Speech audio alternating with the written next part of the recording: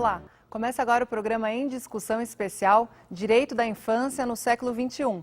E eu converso agora com Mirela Monteiro, que é promotora de justiça e vai falar da importância do cadastro de pretendentes à adoção.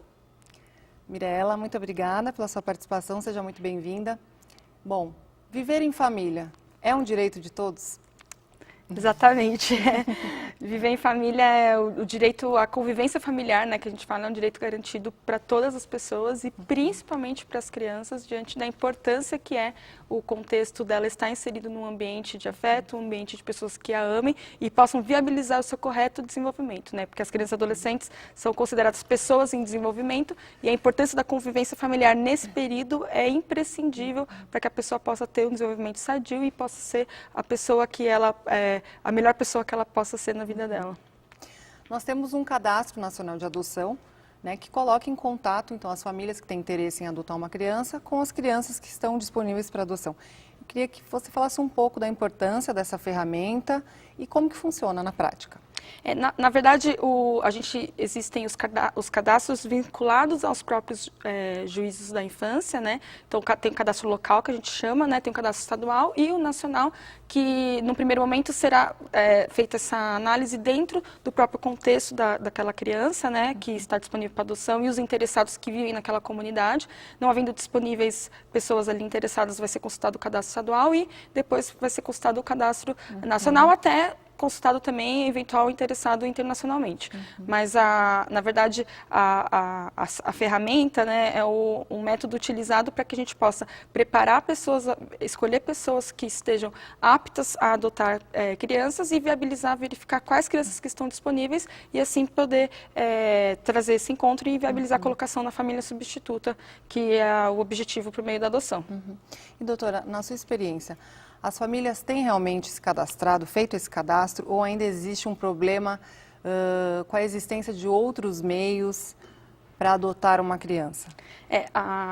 A forma legal, né, prevista no Estatuto da Criança e do Adolescente, justamente para viabilizar que seja encontrada a melhor família para aquela criança que está disponível, porque a criança que está disponível pode ser de diversos contextos, né, e geralmente já houve um rompimento anterior com a sua família, justamente por isso que a gente está verificando uma nova família para ela, né, e o correto para viabilizar é por meio do cadastro. Contudo, infelizmente, culturalmente, como o cadastro, na verdade, é uma cultura mais recente, né, antigamente as pessoas iam simplesmente se arranjando, na verdade, as crianças eram simplesmente abandonadas, nós tínhamos os orfanatos, as crianças ficavam lá abandonadas, né, não existia essa cultura de adotar, isso geralmente é algo que no Brasil é algo mais recente, se a gente for pensar, né, quando se olha um contexto mais nos Estados Unidos ou na Europa, por conta da guerra, como a gente teve muita criança que foi abandonada, o contexto de adoção lá é um pouco mais presente do que aqui historicamente, né, e aqui a gente tinha uma situação muito mais de abandono das crianças, mas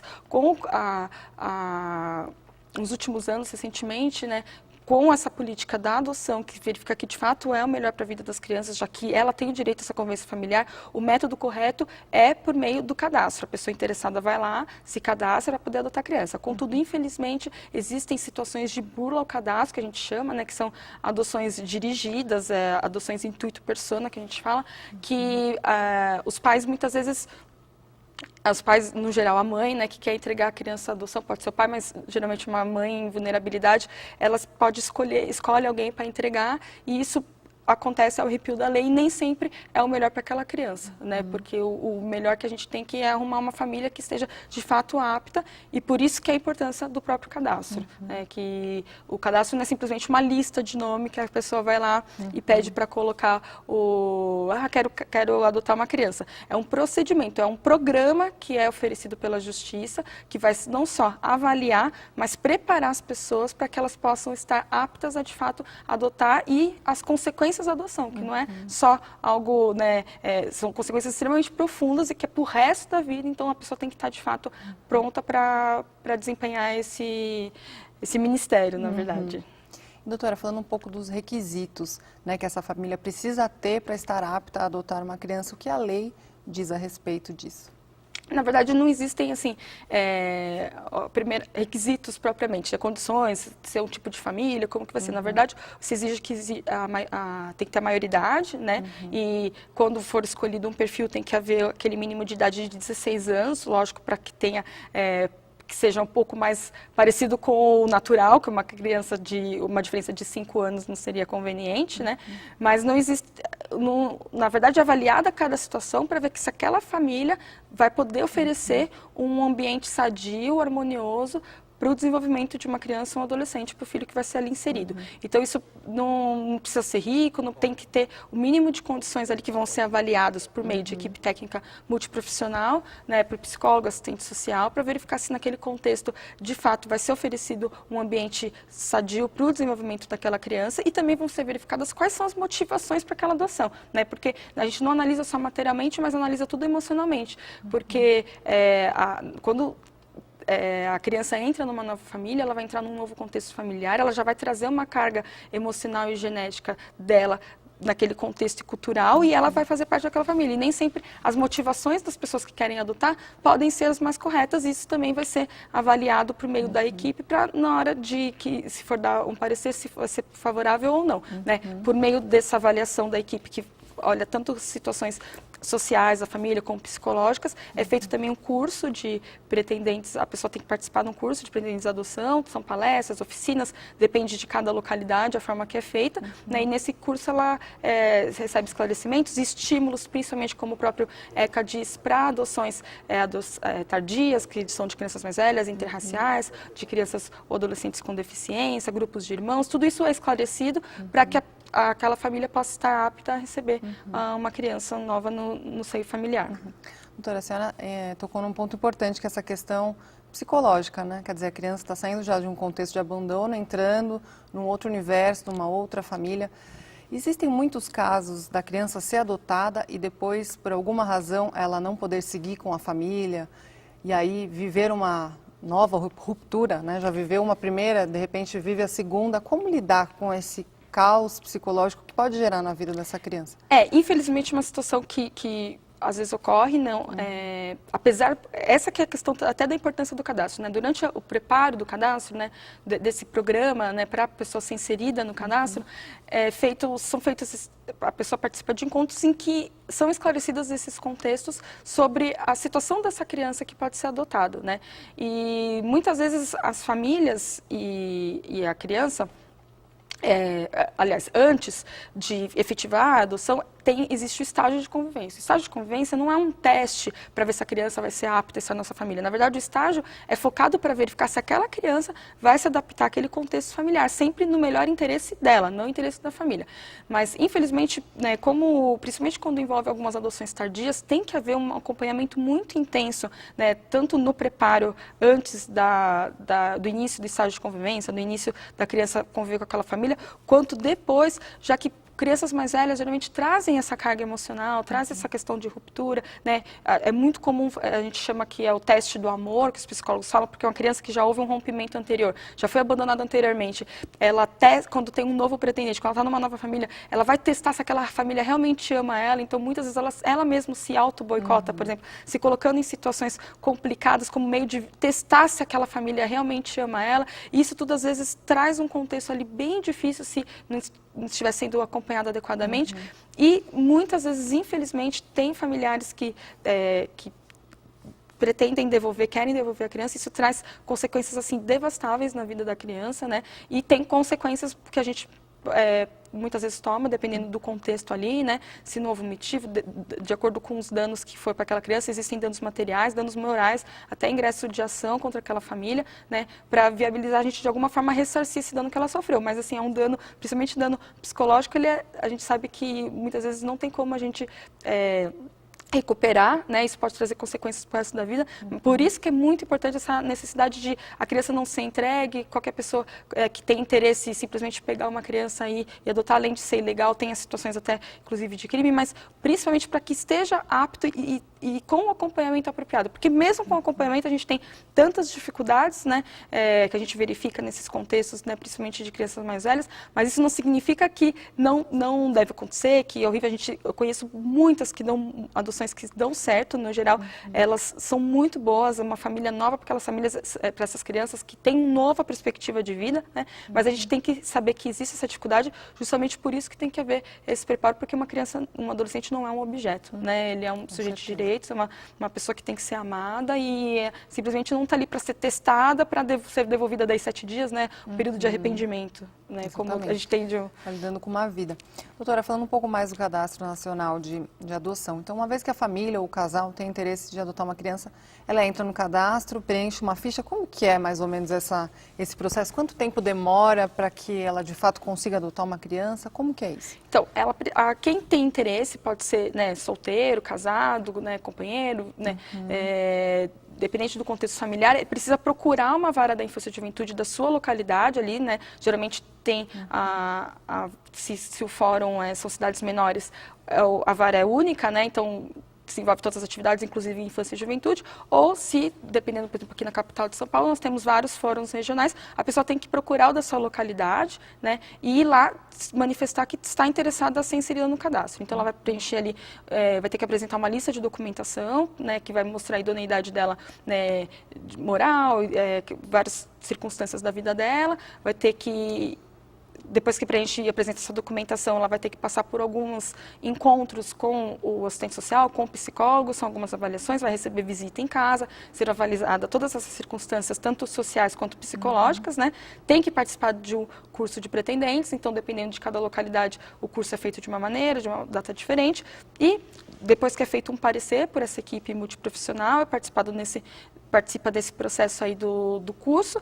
Isso é encaminhado para o Ministério Público, o promotor de justiça vai olhar e verificar se de fato entende que a pessoa está apta ou não, de acordo com o que foi demonstrado ali. Se concorda ou não, o juiz vai homologar e é aí que a pessoa é inserida no cadastro e vai poder ser consultada caso haja alguma criança dentro do perfil que ela desejar. Porque entre as documentações que ela preenche, ela vai fazer a escolha do perfil da criança que ela quer, ou adolescente que ela pretende adotar, né? Sim, isso... as características físicas, psicológicas, de contexto, até tem perguntas no sentido de criança que já passou tem pais que teve envolvimento com drogadição, tem vários tipos de pergunta, esse tipo, tudo vai estabelecer qual é o perfil dela e é durante esse processo que é avaliado tudo isso. Doutora, eu tenho um número aqui que diz que nós temos mais ou menos 5.000 crianças e adolescentes disponíveis para adoção e um público de 36 mil pretendentes. Quer dizer, muito mais pretendentes do que criança. E por que a gente continua com tantas crianças sem um lar, sem uma família? Por que essa conta não fecha? Qual que é a sua visão a respeito disso? Nós temos algumas situações diferentes por conta desses números, né? Um contexto é que a maioria das pessoas que se cadastram, né, com o interesse de adotar uma criança, elas buscam um perfil muito restrito de criança que adotar. Então, geralmente são crianças mais novas, são crianças, né, bebês de 0, assim, no máximo até geralmente 5, 6 anos, que é o perfil maior, a maioria é 0 a 3 anos que pede, né? E essas crianças, quando elas são disponibilizadas, elas são adotadas muito mais rápido, né? Enquanto as outras crianças que fogem do perfil, que são adoções que a gente chama de adoções tardias, são crianças mais velhas, ficam mais tempo aguardando algum interessado, né? Muitas vezes a gente procura outros cadastros, se não tem cadastro local, mas mesmo assim, infelizmente, a gente tem muito mais pessoas interessadas em adotar crianças de uma faixa etária mais nova do que dos mais velhos e grupos de irmãos, crianças com deficiência, a gente tem também esse tipo de dificuldade. Por isso que, às vezes, a impressão que a gente tem é que tem muito mais pessoas querendo adotar do que crianças disponíveis, mas, ao mesmo tempo, a gente tem muitas crianças que estão acolhidas ainda, que não estão, de fato, disponíveis para adoção, né? Porque o processo de quando a criança é afastada do convívio familiar, ela não necessariamente é imediatamente colocada disponível à adoção, porque tudo vai depender ali do contexto de vida dela e qual vai ser o melhor interesse para ela naquele contexto. E, de acordo com o ECA e visando o melhor interesse da criança, sempre, num primeiro momento, é dada prioridade para a família dela de origem, porque nós sabemos que para a própria criança, por questões de identidade, é melhor ela ser criada no seio da própria família dela. No primeiro momento, a família de origem, que seria pai e mãe, depois família extensa, que são parentes mais próximos, com vínculo de afinidade e afetividade, e depois que, se não houver mais possibilidade de reintegração familiar, que aí vai ser consultada a colocação numa família, numa nova família, que seria a família substituta. E, no geral, a gente corre nessa avaliação, a gente analisa, porque a gente tem que ver o que é melhor para aquela criança, mas esse tempo, muitas vezes, demora de a gente verificar se essa família realmente tem condições, porque a gente quer que essa família volte a ter esse filho num primeiro momento. É lógico, né, tem contextos que, num primeiro momento, a gente já vê que é inviável qualquer tipo de reintegração.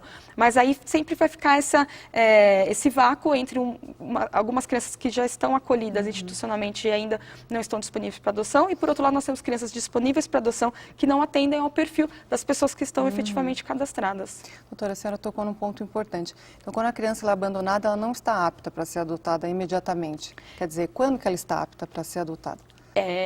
Na verdade, não, tem a questão do abandono em si, né? Mas a criança, num primeiro momento, ela é afastada do convívio familiar ou ela foi abandonada pela família. Então, pode ser que a criança foi encontrada na rua, por exemplo, sem pai nem mãe. Num primeiro momento, vai ser procurado onde está aquela família, né? Acionado o conselho tutelar, acionado a assistência social do município, pessoas que estão ali trabalhando para procurar aquela família, para verificar o que aconteceu. Que o fato de uma criança simplesmente estar ali não quer dizer que ninguém quer cuidar dela, mas, na verdade, a gente tem que verificar se existe alguém que está apto a cuidar dela dentro da própria família dela no primeiro momento, né? Que o ECA fala que primeiro a gente vai procurar a própria família.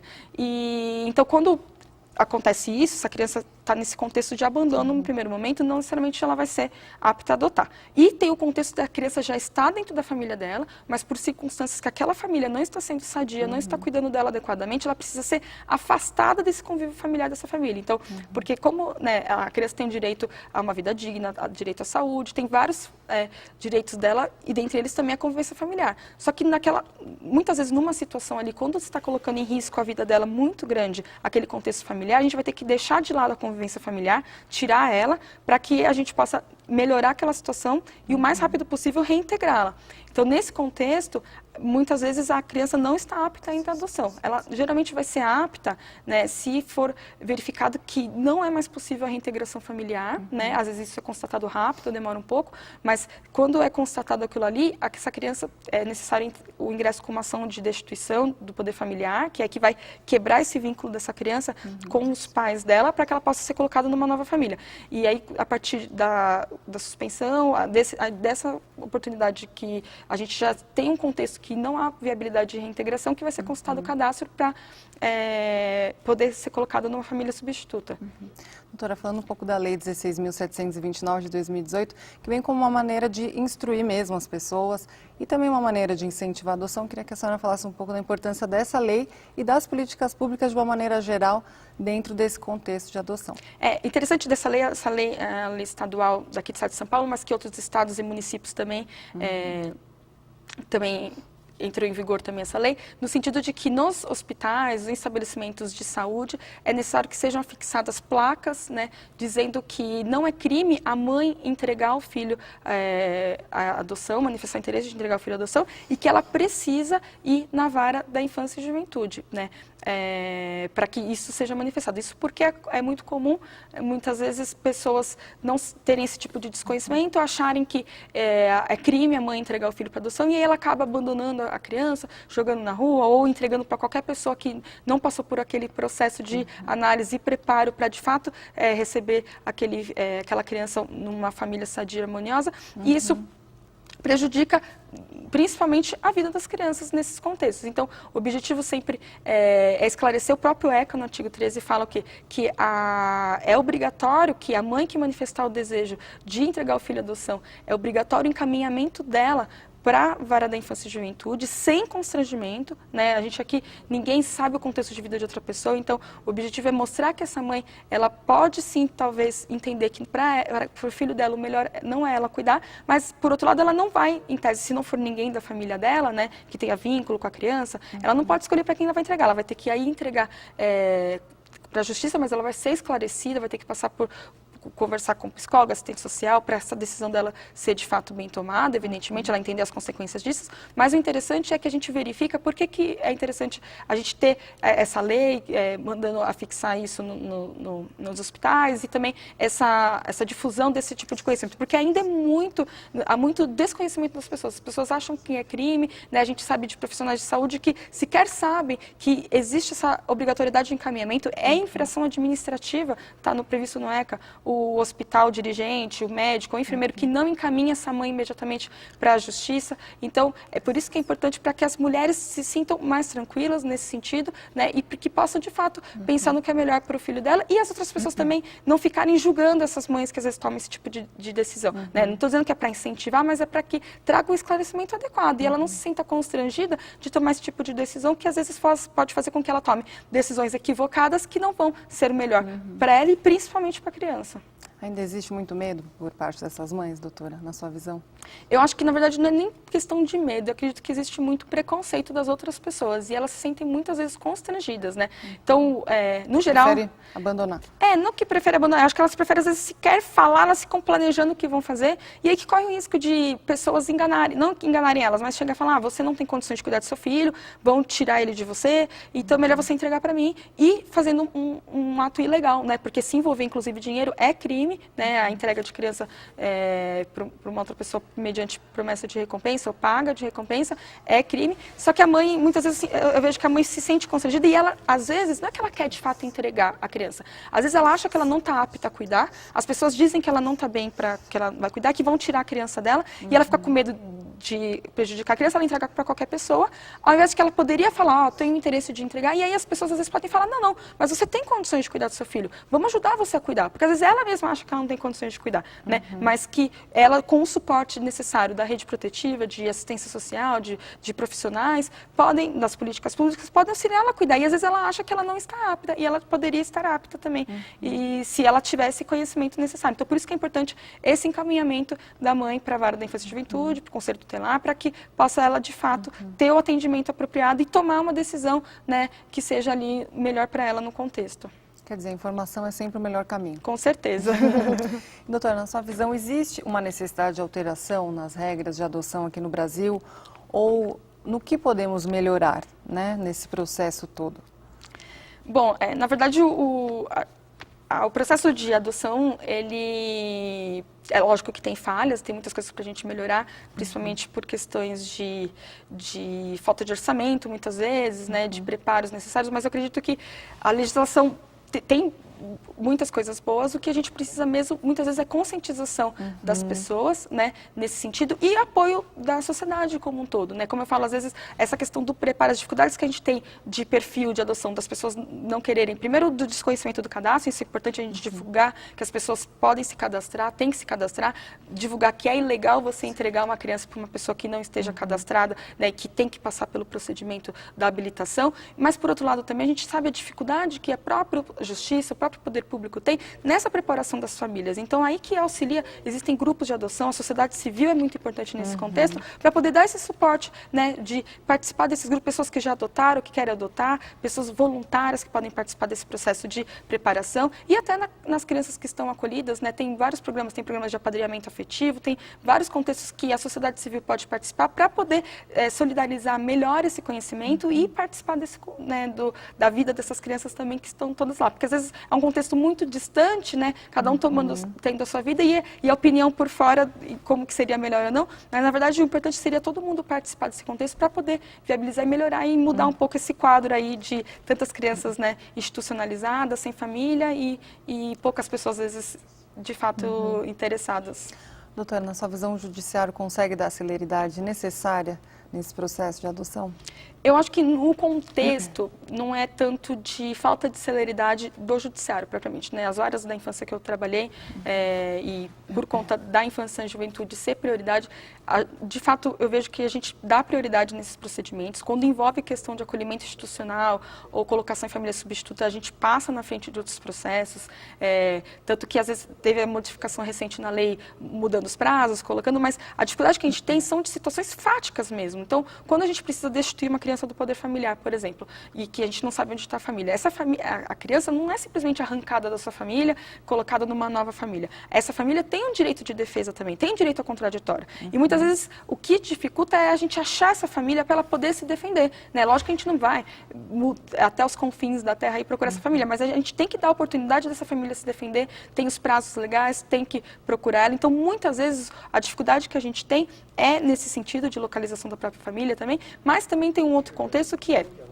que a família, a criança ali, o contexto dela nem sempre é super claro o que pode ser feito com ela também, né? Então, às vezes a gente demora, porque tem que ser feitos estudos necessários sobre aquela criança. Então, nem tudo isso é resolvido de um dia para o outro, para a gente ter mais celeridade, para ser algo desesperado, né? Então, o contexto não é tanto de falta de celeridade do judiciário, eu digo isso num contexto que eu conheço muitas vezes. Eu sei que existem lugares que estão super abarrotados, que precisam de mais juízes, de promotores, né? Lógico que há essa demora, mas em muitos casos não é tanto por falha de morosidade processual, mas de contexto fático mesmo, que cada circunstância às vezes demanda um pouquinho mais de tempo. Doutora, esse é um assunto que rende muito, a gente vai precisar encerrar. Eu queria agradecer muito a sua participação, foi muito bacana. O programa Em Discussão Especial Direitos da Infância no Século XXI fica por aqui. Obrigada pela sua audiência e até o próximo programa.